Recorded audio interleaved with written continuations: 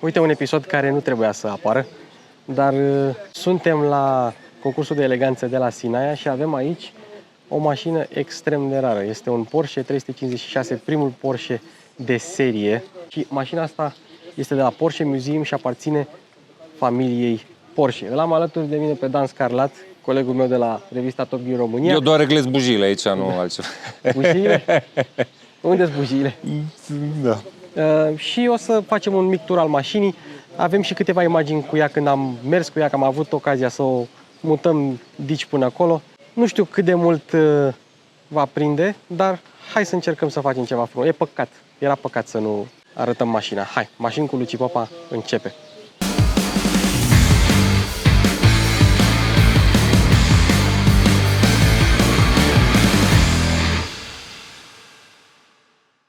Deci noi nu ne-am pregătit cu nimic. Nu ne-am pregătit cu nimic, exact. Cu ce să începem? Cu informația că motorul e bineînțeles în spate, pentru că e un Porsche. Da. Așa, nu știu de ce e capota portbagajului ridicată. Lasă că da, e ok, că putem să vedem... Putem să arătăm mai multe chestii. Volumul portbagajului. Și rezervorul. Care e mai mare decât volumul portbagajului. Decât volumul portbagajului. Interesant, mașina asta nu are voie să fie alimentată. Ea este complet originală și are un amestec de benzină cu plumb. Știi, se face special benzina cu plumb. Nu mai găsești benzină cu plumb și nu ai voie să o alimentezi. Mașina va fi urcată pe platformă și dusă înapoi la muzeu, dar cât timp se va plimba pe aici, are benzină cu plumb. Da, bateria mașinii. Hai să vorbește despre istorie, hai să umplem... Păi, hai să închidem totuși capota. Ideea este că este originală. Hai că nu, lasă că nu închid eu, să vină domnul de la muzeul Porsche. Exact. Este originală, mi-a spus că e originală și practic n-a fost restaurată, ceea ce e incredibil. Deci nu e restaurată? Da, se pare că nu e restaurată, ceea ce e incredibil pentru că vopseaua este impecabilă, interiorul este impecabil, totul este impecabil. Numai un singur lucru vreau să arătăm, cum se deschide și cum se închide ușa. Ia. Deci mașina în 1953. Da. Au fost printre primele... Excepțional. Uite un telefon. Da, oare exact. a venit așa? Mașina cu... Da, e pe post de eleron. Pe post de eleron. Și este un 356 Pre-A. Pre-A, se numește, practic, este... Povestea așa, a fost o primă serie de prototipuri, vreo 50, făcute în Austria, bucăți, cu caroserie din aluminiu, după care producția s-a mutat în Germania și au trecut la o caroserie de oțel standard și, practic, au făcut două serii de Pre-A, un Pre-A de prin 48 până în 52, dacă nu mă înșel. Da, și 52-53 care e 52-55, cred că. Nu, 53-55. Nu, 55, așa e, da. Asta e 53. Asta e 53. Îți dai seama pentru că parbrizul este cumva îndoit, să zicem. El este relativ drept, dar îndoit la mijloc. Varianta facelift, așa, avea parbrizul separat. Uite, avem aici un 356B care are parbrizul... Are parbrizul panoramic, complet. Normal. O să ajungem și la el. Exact. Ce-ar mai fi Compania care a făcut caroseria se numea Reuter. Da? Porsche a cumpărat partea asta de caroserie ca să... 1963, da? 1963, odată cu introducerea lui 911 și partea de... Divizia de scaune, producția de scaune a Reuter s-a transformat în Recaro. Deci uite un pic de istorie. 52-53, deci generația asta 52-53 a avut... Cred că 52, 53, 54 și cred că și până în 55. În 55 cred că a apărut 356A. Dar mă refer că asta... și încă ceva ce mă refer la motor. Asta e specific, sunt cele două stopuri. Ei au trecut la 356A, dacă nu mă înșel, la un stop tip lacrimă. Da. Exact. În NFS Porsche, când începeai cariera, prima dată asta vedeai. Pentru că vedeai un 356 cu 4 stopuri. Știi? Dar... Deci, practic, ceea ce ar putea fi considerat primul Porsche și cu siguranță primul Porsche produs în Austria, da? Primele 5 în Austria, în Germania, cele din Austria sunt considerate acum ca fiind prototipuri. Cele 50. Cele 50 prototipuri. Și pre-aur au fost 7000 ceva? 7627. Dar doar astea. 52-53 au avut motorul ăsta de 1,5 cu 55 de cai putere. După 53 au avut tot motor de 1.5, boxer, evident, răcit cu aer, dar a avut mai multă putere. Deci gândiți-vă că asta era o mașină sport. În anii 50 avea 55 de cai putere și 850 de kilograme. Deci avea undeva la 70 de cai putere pe tonă. Dar nu asta conta, pentru că visul lui Ferry Porsche, fondatorul companiei Porsche, deci Ferdinand Porsche a fost fondatorul și Ferdinand Porsche al doilea a fost fondatorul companiei Porsche. Ferry Porsche, hai să spunem Ferry Ferry Porsche. Era Porsche, fiul celebrului Ferdinand și a Porsche. fost aia Ferdinand Porsche fiind inginerul care a, să zicem, marea lui, dar de fapt a făcut foarte multe lucruri. A făcut dar Beetle-ul. Beetle-ul, să zicem, e cel mai cunoscut. Modelele Auto Union de curse, da? Celebra mașină hibridă Porsche din 1899.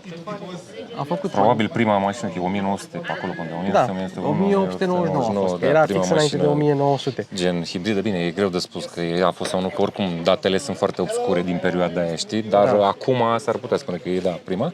Iar fiul său a fost cel care a înființat, practic, compania Porsche modernă. Pe care Împreună cu sora sa, da, Louis exact, Porsche. exact. Cu Louis Porsche. Da. Ei, de ce? În momentul în care Ferry a fondat compania, Ferdinand Porsche era în închisoare, era prizonier de război. Știi? După al doilea război mondial. După ce a ieșit, a continuat și el să mai lucreze puțin la compania de inginerie Porsche, că până la urmă asta a fost. Și în 356 a fost mașina, deci cum au scos-o, au înscris-o într-un cursă și a câștigat cursa. În 1951, 356 a câștigat Le Mans, exact, la clasa sa. Exact, și acum toate Porsche-urile pe care le vedeți în ziua de astăzi au ca strămoși acest model. Evident, faptul că seamănă constructiv cu broscuța nu este deloc o întâmplare, ba chiar a și folosit primele prototipe, au folosit destul de multe componente și cred că și motorul ăsta e la bază, e cumva o deviație din motorul de broscuță. Ulterior s-au pierdut așa conexiunile. De fapt, acum s-au regăsit, dacă ne gândim la Macan sau la, știi cum e, istoria se repetă, Macan sau Cayenne. Primele au avut motoare de 1,1 litri.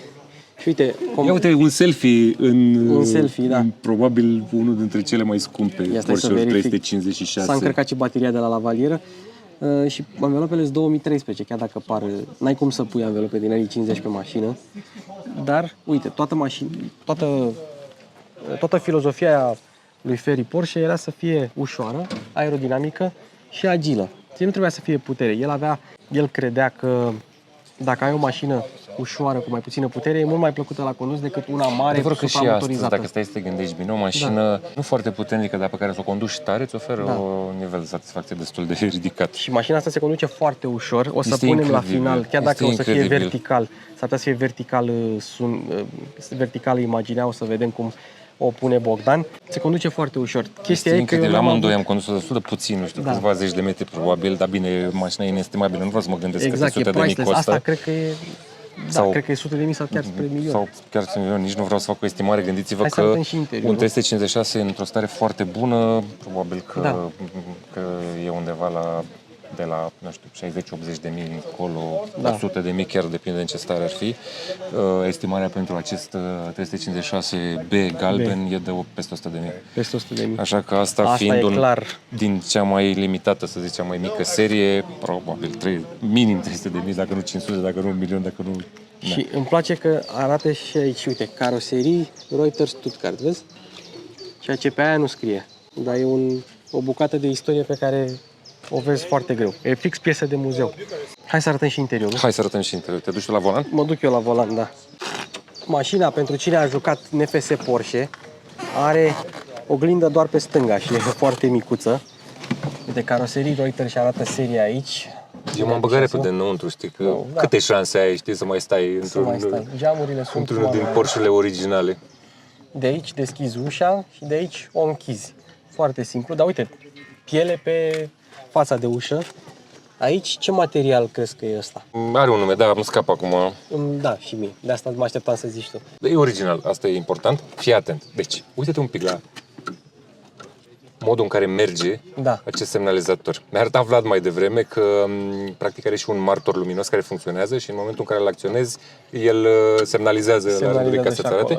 Faza interesantă este că Porsche s-a impus pe piață și pentru că făcea mașini foarte fiabile. Și este incredibil cum se închid ușile, cum funcționează toate comenzile și cum merge mașina asta. Calitatea fabricației, eram... Și am mai condus mașini vechi, dar nu.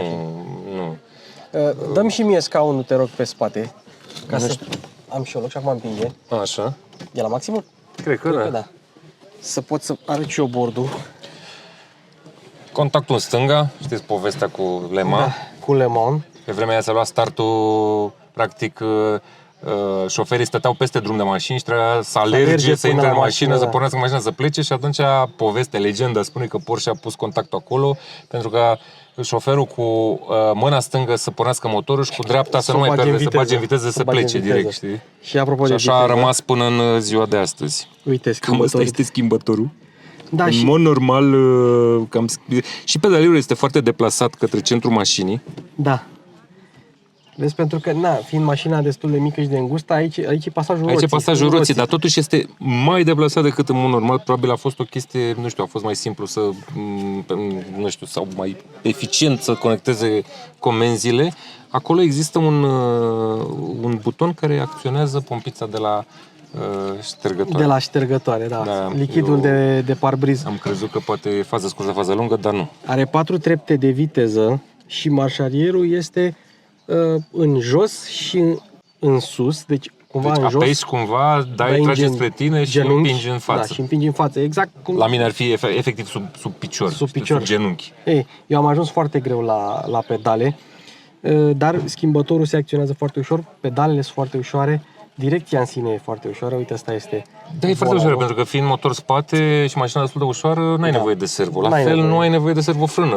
Frânele acționează, adică mașina îngheață pur și simplu, știi, și Asta cu roșu pedalele aici. sunt prinse în podea, dar cu toate astea sunt ușor de acționat, în mod normal, Da. sunt mașini la care e mai puțin peste mână și puțin Și dificil. când apeși pe pedală, nu e așa sau așa, e cumva așa, în arc.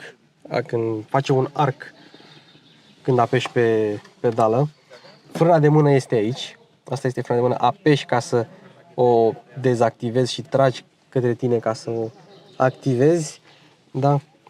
Lumini, wisher ăsta cred că e washer, e ștergătorul, ca e pompița și asta e ștergătorul. Da, vezi că rezervorul este gradat în Galoane, da, e în galoane.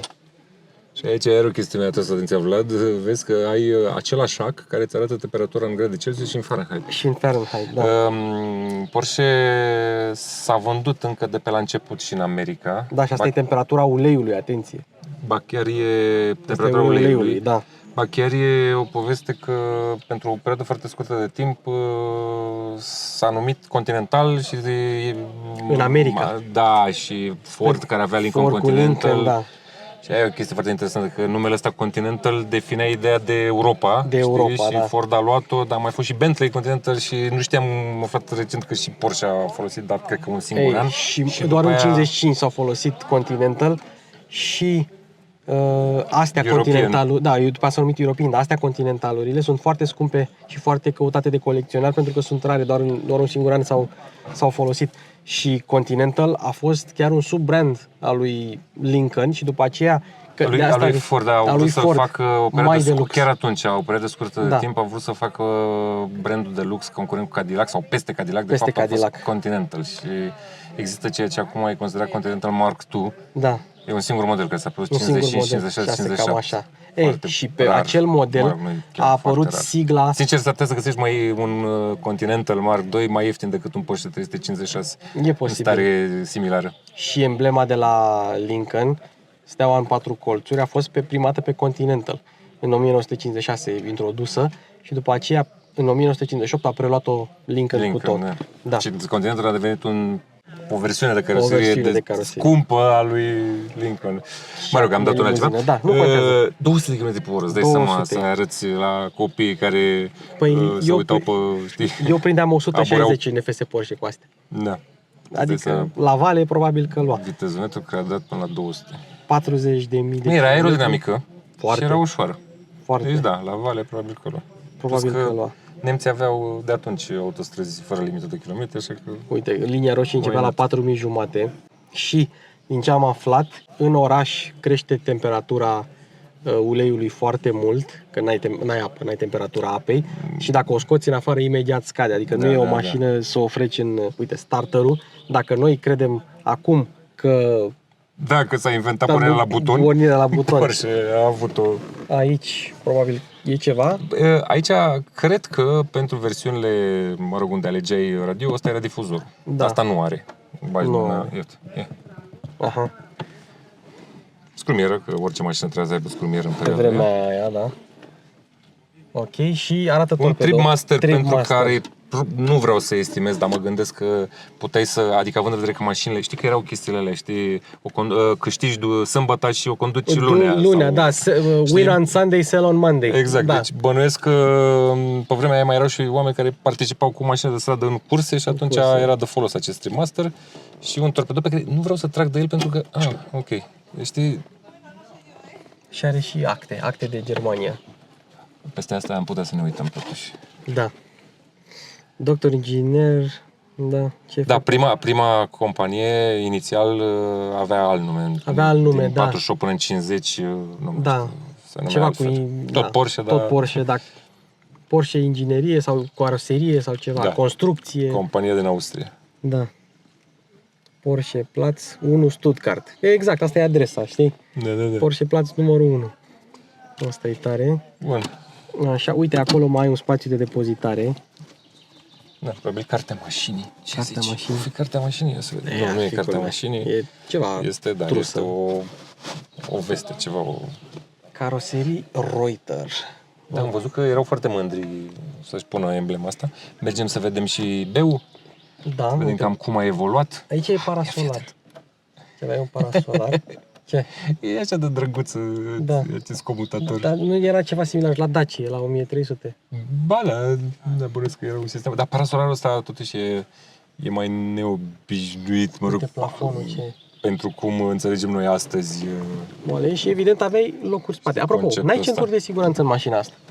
Nu centuri de siguranță, Centurile nu... de siguranță cred că au devenit prima oară standard, sau mă rog, au fost obligatorii ca montaj, nu ca portat în 68 în America. Da. Aici vorbim deci cu cât 15 ani înainte, nu se punea problema, dar abia a apăruse până în America, nu știu, Nash cred că a avut prima oară centuri în Nash, 2 da. puncte. Da. Volvo nu inventase încă, deci nu exista conceptul de centură. Vrei să mergem și la B? Hai să mergem și la B. Aș putea să o conduc zilnic, dar mi-ar fi mai complicat să intru și să ies din ea. Da. Eu intru foarte ușor în ea. Da, dar tu n-ai putea să conduci zilnic, că n-ai ajuns la pedale. Da, așa e, nu pot să conduc la... Și cutia are sincroane, adică e totul cât se poate de modern. Da, cât se poate de modern. Chiar merge incredibil de ușor, incredibil de ușor. Știu că, poate pare ciudat, dar o să vedeți zâmbetul după fața noastră când o să integreze Luci imaginile cu noi conducând. Nu, dacă, dar când. Ok? Asta are câteva diferențe. Aici- Adică semnalizarea nouă, parbrizul, ai antenă, roala radio, Această oglindă aerodinamică. semnalizările. Mașina, adică botul mașinii a fost alungit față de primele Porsche-uri 356, mai ales dacă ați jucat DFS Porsche, știți că existau mici diferențe între 356, după aia A, după aia B, după aia C. Uite că am și aflat cum se...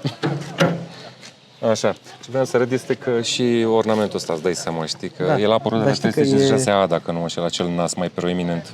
Da, dar aici era ușor să deschizi capota, era un mâner și trăgeai de capotă. Da.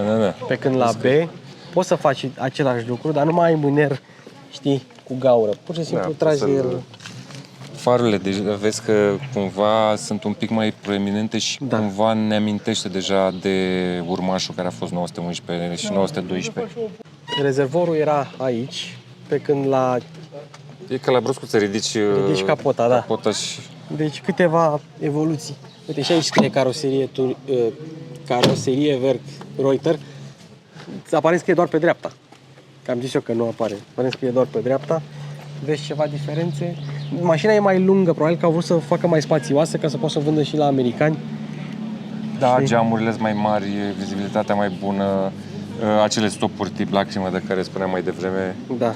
Mie mereu mi-au plăcut celelalte, știi?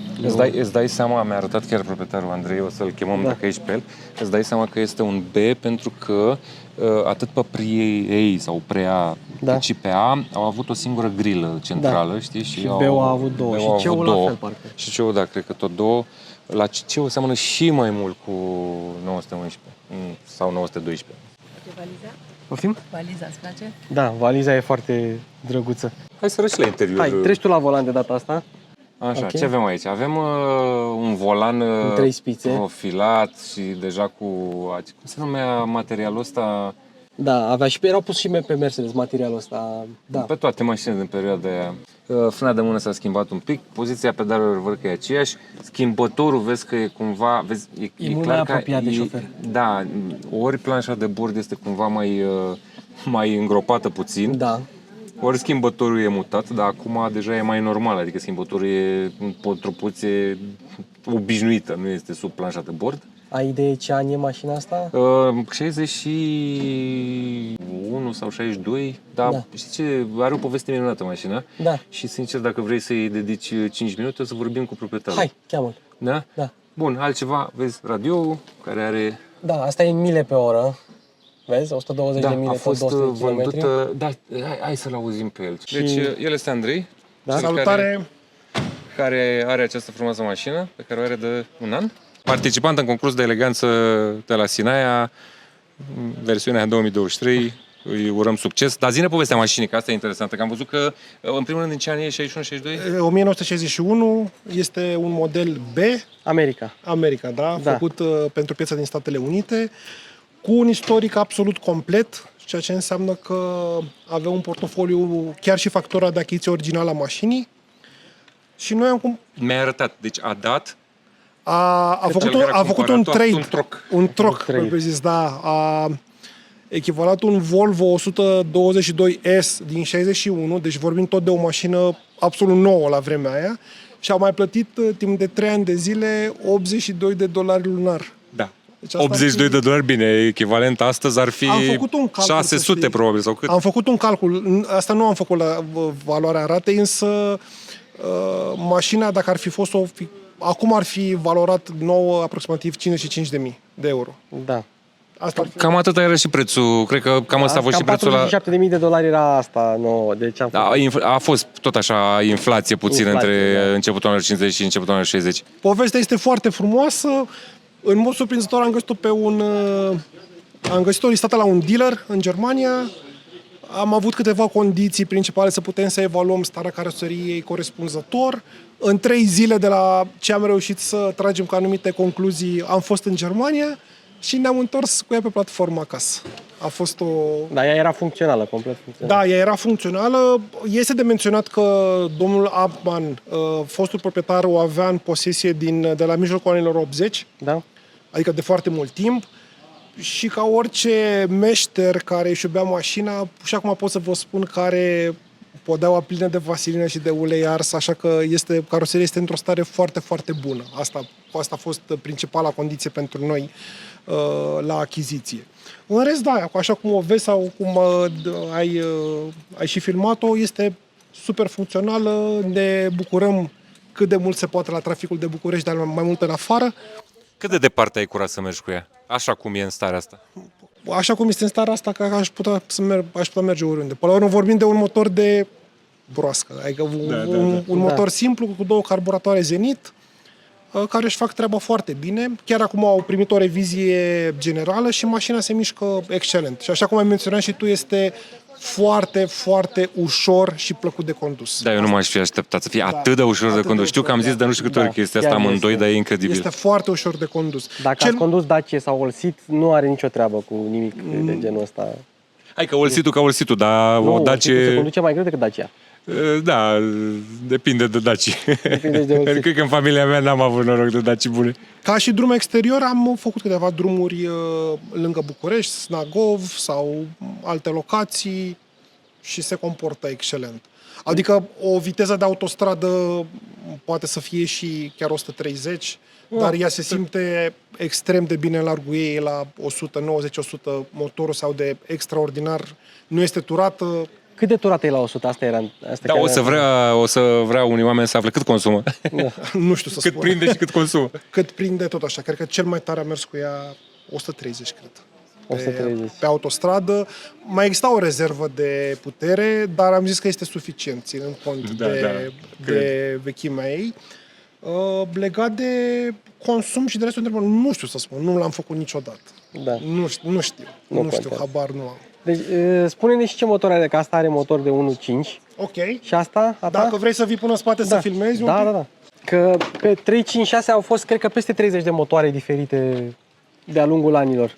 din 48 până în 55. Este un motor răcit pe aer, bineînțeles, cu o cilindră de 1600 Da. și practic ediția 60 ne spune că are o putere de 44 de kW, respectiv de 60 de cai putere. 60 de cai putere, da. Nu s-a deschis. O să te rog pe tine, Dan, să tragi tu un Da, pic da. pe ea, pentru că cred că este geanta grea. Da. Și doar acesta asta, nu? este, da. Asta e Da. sistemul. E interesant că asta era o oarecare ediție cu 60 de cai Da, putere, a fost- pentru că înainte aveau cilindrea motoarelor sau de multe ori aveau cilindrea motoarelor 3-5-6-urile puse aici și aia avea și mai multe. Dacă apreciez, cred că seriile erau mai mult, da, sau mă rog, nivelul de echipare spunea puterea, însă 356 a venit sub două motorizări, din câte cunosc, 1.2 și 1.6 și 1.6 le-a avut mai multe, BU, mai multe versiuni de putere. Da. Adică există și varianta S cu o putere de 90 de cai Da. și așa mai departe. Dar de principiu ediția de 60 reprezintă strict puterea motorului. Ok. Păi, mulțumim frumos, cred că... Mi-a făcut mare plăcere și vă Și aștept mâine. Mai aveam ținem eu o întrebare, dar am pumnii. uitat. Mai aveai o întrebare? Vorbește tu și mă întreb eu dacă mai e Bine, ceva. noi Da. ținem pumnii la concurs. Câte Vă mașini mulțumim sunt în grupa ta? În grupa mea cred că sunt 4. Și cum se numește grupa? Porsche 75. Având în vedere că este un an emblematic, un an foarte interesant pentru Porsche, Da. vom concura la grupa specială Porsche. Zi-mi un E lucru. chiar, scuză-mă că intervin, chiar am citit mai devreme, primul Porsche a fost produs pe 8 iunie 1948, deci cumva suntem chiar și în luna aniversară, nu doar în anul aniversar. Fix, Și nu uitați să votați mașina cu numărul 58. mașina cu numărul 58. Da. Asta Hello! e. Hello. It is really nice to meet you again. Good, yeah. So it was hello. Hi, Andre. Nice to meet you. Fine, thank you. I don't know if you still remember us. We had the ISETA in 2019. Okay. Probabil concurența. Da. M-am urcat și eu, domnul avea o Iseta în 2019, Aha, era ok. pusă tot aici și eu am stat și eu și am filmat-o pentru publicația la care lucram atunci. Vreau să-l mai întreb dacă pe Transfăgărășan Stai că acum influențează juriul în mod pozitiv. Da. Glumesc. Yes. Da, probabil că domnii fac parte din juriu. Dane, hai să o încheiem aici. Facem și o poză de thumbnail și mulțumim pentru atenție. Ce să mai... Da, a Mersi. fost chiar un video absolut improvizat, Deci, dar am avut șansa asta. improvizat. Mulțumim celor Eu de la nici Porsche măcar România, n-aveam- Loredanei Sărmână, Da. ne-a făcut o bucurie Sărmână. maximă că ne-a lăsat să conducem acel exemplar unic și nemaipomenit. Vino puțin. Am revenit, da? Ultima întrebare. Ultima întrebare. că Ce-a acum- amintit-o Luci. Da, că Dacă- acum e finalul. Da. Zim, dacă urcăm cu ea pe Transfăgărășan, se încinge? Coborâm? Nu.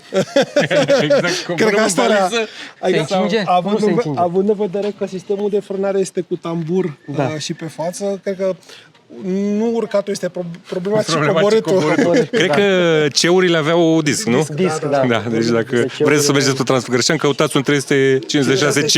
Și După în, 62. și în NFS Porsche, ceurile frânau mult mai bine decât beurile. Deci Iată, atunci este perfect. eu am cu 356 km cât n-au, în NFS Porsche, cât n-au mulți proprietari în viața reală. Toți probabil adunați. Da, toți Cu adunați. siguranță am putea, ca să răspund la întrebare, cu siguranță am putea să urcăm Da. Transfăgărășanul, poate cu mai multe opriri, dar cu siguranță am putea să-l urcăm. Gata. Mulțumim. Mulțumesc și eu. Hai, încă o dată. Mulțumim și noi. Încă o dată încheierea. Facem thumbnail-ul? Nu, îl facem facem, acolo, facem da. o poză acolo. Bine. Facem o poză acolo. Da, scuze că m-am băgat peste Nu, nici- canalul lui Luci. Da, adică- Nu acum, stai. Acum ne luăm la revedere. Acum Așa la e revedere. YouTube la Luci. Vreau să spun că clipul e atât de improvizat încât eu nici măcar n-am vrut să-mi iau echipamentul de filmare cu mine la Sinaia. Deci, Recunosc că te-am trimis și am zis, du-te mă și el, că du-te mă e și al păcat, că e știi? păcat. Da. Exact. O poveste frumoasă, Ca așa sunt cele mai frumoase povești. improvizate. Da, deci luați-vă tot timpul echipamentul de filmare după voi. Dacă faceți content de genul ăsta. Dane, mulțumesc că ai fost alături de mine. Mulțumesc și eu. Și știi ce se întâmplă acum? Mergem să facem o poză thumbnail. Nu, da, replica mea de final. Nu uitați că avem giveaway 2 mașini la 100.000 de abonați și încă un giveaway. Linkurile în descriere, tot ce trebuie să fiți abonați la Băi, și Mașini cu știam Luci Popa. fiecare cuvânt, dar am uitat mă, nu, acum Mașini că cu Luci sunt Popa se emoționat. încheie. Mașini cu Luci Popa se încheie. Ceau! Stai așa, care e prima ta întrebare? Cum se dă scaunul mai în față? Cum se dă scaunul mai în față? Stânga jos aici. Asta? Asta. Uite aia. Asta? Da. Asta e, stânga jos. Ok. Wow. Ok, până unde? Până la celălalt 36 de aici. Gata. Ai dat la maxim? E la maxim, da. E la maxim și tot ajung la schimbător. Ok. Frâna de mână. Unde e? Frâna de mână, fii atent, că asta n-ai neapărat de unde să știi. Da. Deci trebuie să apeși pe ăla roșu. Apasă. Așa? Exact, da? Da? Perfect. Gata. Scuze.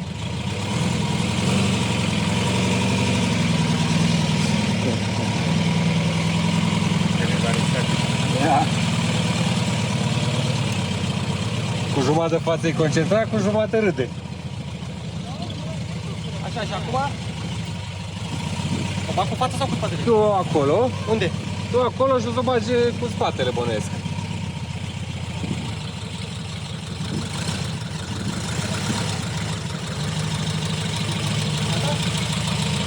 Ok? Gata, și acum caută mașerierul pe care nu știm unde e. Eu îl bag. Are Eu? 4 trepte, unde ar putea să fie? Cum o simți? O simt. Ia trage de el spre tine. E Nu. loc? Nu. Atunci dă-i în dreapta. În dreapta? Da. Și... Aha, s-ar putea să fie. Ia vezi. Asta e a treia. Nu, că aia cu siguranță nu e a treia. Ba, da, e a treia. Ai văzut specialistul de mine. Cu siguranță nu e a treia. Da, nu știu care e. Că nici nu vreau să o stric. Normal. Așa. Ce ne facem acum? Că nu știm care e marșarier. Hai să vedem. He's just searching for reverse. I don't know where reverse is. Reverse, you press down, go to your knee Yes. and up. Down. Yeah, Deci just apeși go. în jos, te lovești în genunchi și pe urmă în sus. În sus. Ok? Yes. Yes, reverse. Wow.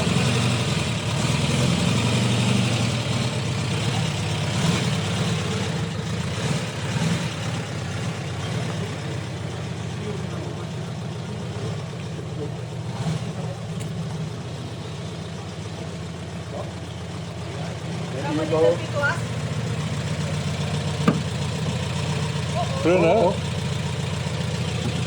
Ai totul 356, perfect restaurat în spate. Îți dai seama ce daun ar fi, nu? I cannot reach the pedals. I will let you drive it. It's very hard to see. I cannot do it. Trage frâna de mână. Prima părere. Ai tu aspirat. În Da. ultimele 5 minute mai Deci, tare ca toată vara asta. Experiența a fost extraordinară. Problema e că n-ajung la pedale. Drama vieții tale. Da. Story of my life.